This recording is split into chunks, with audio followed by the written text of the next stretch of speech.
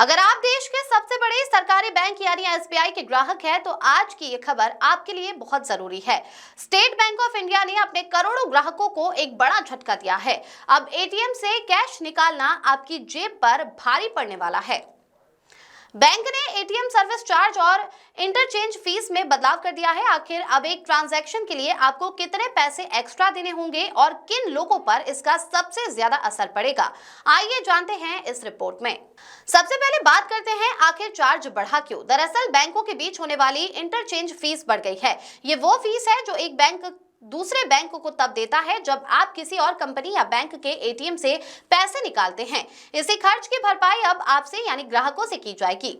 आइए अब गणित समझते हैं। लिमिट के बाद कैश निकालना अब 21 रुपए की जगह 23 रुपए प्लस जीएसटी देना होगा। बैलेंस चेक या मिनी स्टेटमेंट अब 10 रुपए की जगह 11 रुपए प्लस जीएसटी लगेगा। फ्री लिमिट आपके सेविंग अकाउंट पर महीने के 5 फ्री ट्रांजैक्शन की सीमा पहले की तरह बरकरार रहेगी। झटका तब लगेगा जब आप छठी बार एटीएम का इस्तेमाल करेंगे।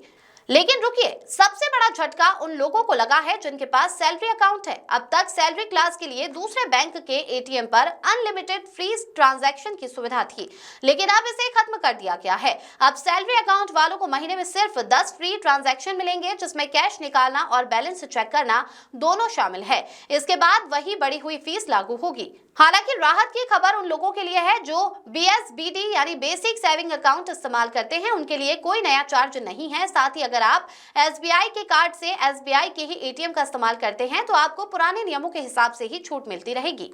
तो अगली बार जब आप एटीएम जाएं तो अपनी फ्री लिमिट का ध्यान जरूर रखें। कोशिश करें कि एक्स्ट्रा चार्ज से बचने के लिए एसबीआई के ही एटीएम का इस्तेमाल करें या डिजिटल पेमेंट को बढ़ावा दें। बैंकिंग और फाइनेंस से जुड़ी ऐसी ही तमाम बड़ी खबरों के लिए जुड़े रहिए हमारे साथ।